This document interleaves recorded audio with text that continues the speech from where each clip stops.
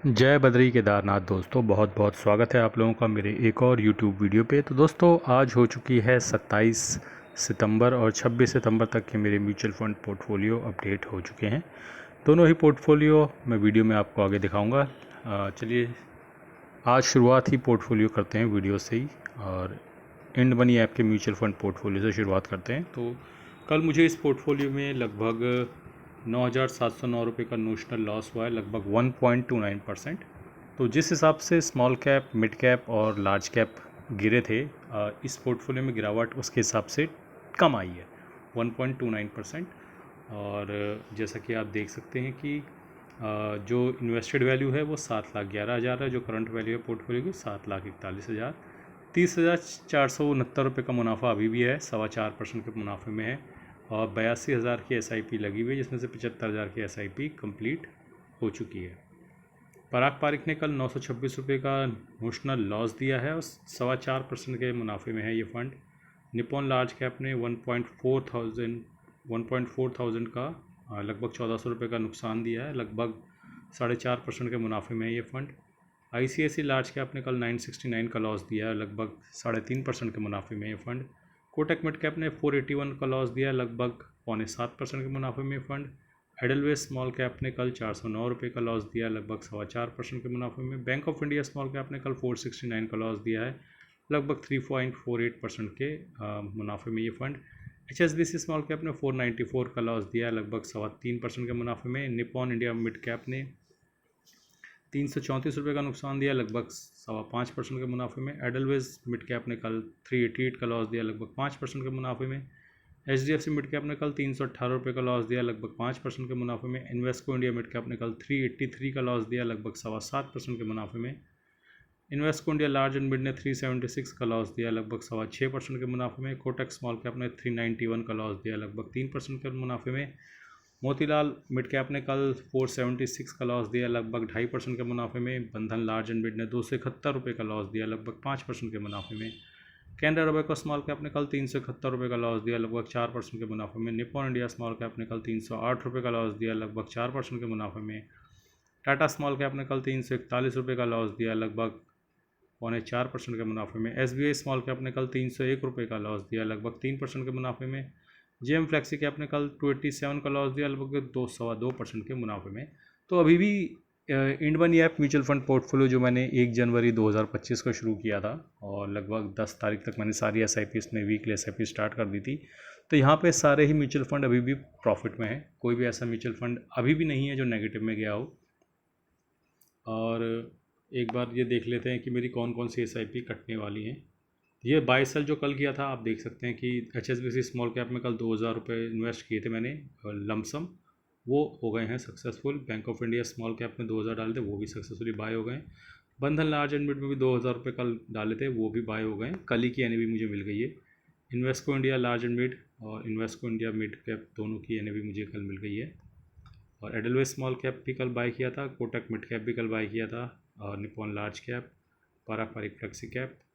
तो ये सब मैंने आपको दिखाया कि जब मैंने लमसम कल इन्वेस्टमेंट की थी, सारी इन्वेस्टमेंट मुझे हो चुकी है। और 29 तारीख को मेरी Nippon India large cap, ICICI large cap, HSBC small cap, Nippon India small cap, Invesco India mid cap, Invesco India large and mid, JM flexi cap, Bandhan large and mid, Motilal Oswal mid cap. तो 6-7 SIP मेरी Monday को भी कटने वाली हैं। तो अपनी investment लगातार जारी है, और समय समय पर ठीक ठाक लेवल होने पे वहाँ पे एक लमसम की इन्वेस्टमेंट भी कर रहा हूँ। आइए चलते हैं अब ग्रो ऐप के म्यूचुअल फंड पोर्टफोलियो पे। तो ग्रो ऐप के म्यूचुअल फंड पोर्टफोलियो में कल ज़्यादा गिरावट हुई है, क्योंकि इसमें सेक्टोरल और थीमेटिक फंड्स भी मौजूद हैं, जबकि मेरे इंड मनी ऐप वाले म्यूचुअल फंड पोर्टफोलियो में सिर्फ लार्ज, मिड और स्मॉल या उनका कॉम्बिनेशन फ्लेक्सी कैप अवेलेबल है।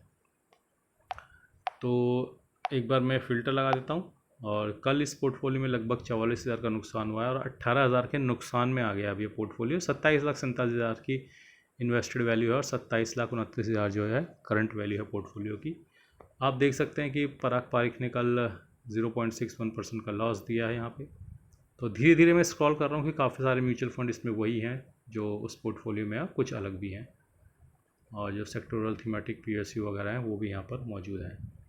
तो आप देख सकते हैं किस तरीके से इस पोर्टफोलियो की परफॉर्मेंस है। और भयंकर गिरावट कल डिफेंस के उसमें हुई है, स्टॉक्स में। तो बाकी डिफेंस तो ऊपर नीचे करता रहता है, आप लोगों को पता ही है। तो दोस्तों ये तो थी स्थिति मेरे ग्रो ऐप और इंड मनी ऐप के म्यूचुअल फंड पोर्टफोलियो की। आइए अब बात कर लेते हैं कि कल FIDI ने क्या किया। तो हमारे FI बाबू कल 5600 करोड़ की कैश में सेलिंग करके गए हैं, जिसके अगेंस्ट 5800 की बाइंग करी है हमारे DI ने। लेकिन फिर लोग बोलते हैं कि मार्केट इतना गिरा क्यों? क्योंकि रिटेलर पैनिक हो जाते हैं जब बैड न्यूज़ आती है, और हाई नेटवर्थ इंडिविजुअल रिटेलर्स ये सब मिलकर काफ़ी मार्केट पे दबाव बनाते हैं। तो उस वजह से आप लोगों ने देखा होगा कि काफ़ी तगड़ी गिरावट एक ब्लैक फ्राइडे के रूप में कल 26 सितंबर याद किया जाएगा। 26 सितंबर तो वैसे ही ख़तरनाक दिन है याद दोस्तों, क्योंकि आप लोगों को याद होगा पिछले साल भी जो बुल रन के बाद गिरावट शुरू हुई थी वो 26 सितंबर से ही शुरू हुई थी, और कल भी 26 सितंबर ही था। तो कल सालगिरह थी उस गिरावट की जो पिछले एक साल से शुरू हुई थी, और सालगिरह भी ऐसी सालगिरह जो हमें याद रहेगी, वो भी ब्लैक फ्राइडे बनी। अब फ़िलहाल क्योंकि जो मेरा शून्य प्लेटफॉर्म है वहाँ पर जनरली क्या होता है कि वीकेंड्स पे जो नंबर्स हैं वो सही नहीं दिखते, तो मैं आपको वो पोर्टफोलियो फ़िलहाल नहीं दिखा रहा हूँ, क्योंकि नंबर अप डाउन होते हैं तो उससे एक गलत इंप्रेशन जाता है कि मेरा कोई शेयर ETF इतने प्रॉफिट में कैसे आ गया अचानक से। तो थोड़ा बैकएंड पे उनका डेटा वेटा अपडेट होता रहता है, और वो उसके बाद एक्यूरेटली मंडे को ही जाकर दिखता है। तो दोस्तों अब आप लोग अगर आजकल मीडिया या न्यूज़ वगैरह देख रहे होंगे, आमतौर पे लोग देखते हैं जब बाज़ार गिरना शुरू होता है तो काफ़ी पैनिक मचा हुआ है न्यूज़ चैनल्स में भी। तो हर तरह के लोग, कोई लाख रुपए का सूट पहन के, कोई 10 रुपये की टाई लगा के, कोई 1 लाख रुपए की टाई लगा के, सब आके बोल रहे हैं, सब अपना अपना विश्लेषण दे रहे हैं। कोई कह रहा है बॉटम बन गया है, कोई कह रहा है बॉटम नहीं बना है, कोई कह रहा अभी मार्केट और गिरेगी, कोई कह रहा है कि अब तो हमें कोई डरने की ज़रूरत ही नहीं है, FI तो सब बेच गए। तो हर तरह के व्यू आपको मार्केट में लोगों में मिलेंगे, क्योंकि हर तरह के लोग मार्केट में हैं। लेकिन दोस्तों जितने भी लोग बाज़ार में अवेलेबल हैं, इनमें से किसी को नहीं पता कि क्या होने वाला है। ठीक है, हो सकता है बॉटम बन भी गया हो सकता है मंडे को बॉटम बन जाए, हो सकता है ये बड़ी गिरावट की शुरुआत हो। तो आपको ऐसे में क्या करना चाहिए? ऐसे में हमेशा जो रूल बुक कहती है, ठीक है, आपको नियमित इन्वेस्टमेंट करना है। कूद कर चढ़कर बहुत सारा पैसा एक बार में नहीं डालना है, क्योंकि यकीन मानिए, चाहे वो बंदा किसी AMC का हेड हो, चाहे वो बंदा जिसे आप न्यूज़ में देख रहे हो बहुत बड़ा एनालिस्ट हो, किसी को नहीं पता होता मार्केट क्या करने वाली है। और जिसको पता चल जाए कि मार्केट का बॉटम बन गया और मार्केट यहीं से रिवर्स करने वाली है, फिर वो आपको न्यूज़ चैनल में नज़र नहीं आएगा। अगर मुझे पता हो कि मार्केट यहीं पे बॉटम है और इसके बाद मार्केट सीधा 10,000 पॉइंट 5,000 पॉइंट भागने वाली है, मैं तो अपना पूरा घर बार बेच के वहीं लगा दूंगा ना। मुझे क्यों फिर टीवी पे आना है, मुझे क्यों यूट्यूब पे आके लोगों को बताना है कि ऐसा करो वैसा करो। तो जिसको पता है वो आपको किसी चैनल पे, किसी यूट्यूब पे नज़र नहीं आएंगे। जिन्हें नहीं पता है वो लगे पड़े हैं लोगों को गुमराह करने में, बेवकूफ़ बनाने में। ठीक है, तुम्हारा भाई ऑनेस्टली तुम्हें अपना वीडियो रोज़ दिखाता है, अपना पोर्टफोलियो भी रोज़ दिखाता है, और ओपनली मैंने हमेशा ये बात बोली है कि मैं कोई सेबी रजिस्टर फाइनेंशियल एडवाइज़र नहीं हूँ। ठीक है, तो आपने फाइनेंशियल एडवाइज़र की सलाह और मशवरा के बाद ही इन्वेस्टमेंट करें। आपका ईमानदारी का पैसा है। ठीक है, और आपको हर तरीके का व्यू देने वाले लोग मिल जाएंगे, लेकिन इस छोटे से यूट्यूब चैनल का पर्पस कभी भी ये नहीं रहा है कि आप लोगों को गुमराह किया जाए या मैं बड़े बड़े क्लेम करूं। और जैसा कि आम तौर पे जितने भी सक्सेसफुल यूट्यूबर्स हैं वो आकर क्लेम तो करते हैं, कुछ ना कुछ क्लेम तो करते ही हैं कि भैया ऐसे हो जाएगा, यहाँ से बॉटम है, ये है वो है तक। और उसकी एक वजह भी है कि अगर आप फैंसी बातें बोलेंगे और बड़ी बड़ी स्टेटमेंट्स देंगे तो आपको सब्सक्राइबर बहुत तेज़ी से गेन होते हैं।